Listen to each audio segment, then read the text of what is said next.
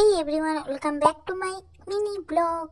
তো আমার শরীরটা একদম ভালো না, তাও আমি কিছু নাস্তা বানাচ্ছি, কারণ বড়বাবু একটু বলেছিল, তার খাওয়ার ইচ্ছে হচ্ছিল, তাই বানাচ্ছি। তো আমি বাঁধাকপি এখানে কেটে নিচ্ছি, আর এখানে সব রকমের সব কিছু কেটে রেখেছি। আর বাঁধাকপিতে আমি এখানে আটা ইউজ করছি, তোমরা ময়দা ইউজ করতে পারো, কর্নফ্লাওয়ার।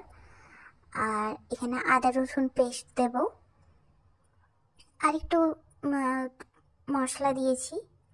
তো এটাকে এইভাবে গোল গোল বলের মতো করে নিচ্ছি। তো এগুলোকে ভালো করে ভেজে নেব।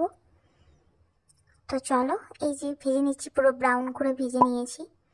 তো আমি বানাচ্ছি মঞ্চুরিয়ান, তার জন্য ওই তেলের মধ্যেই আমি রসুন কুচি, পেঁয়াজ কুচি, ক্যাপসিকাম আর একটু নুন দিয়ে ভালো করে হালকা করে ভেজে নেব, বেশি ভাজবো না। তো এখানে একটু লঙ্কা গুঁড়ো দিয়ে দিয়েছি, কারণ আমার কাছে কাঁচা লঙ্কা ছিল না।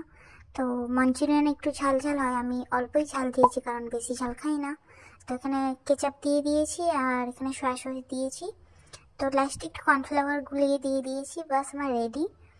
এবার বলগুলো দিয়ে দেবো। তো এই যে বলগুলো দিয়ে দিচ্ছি। তো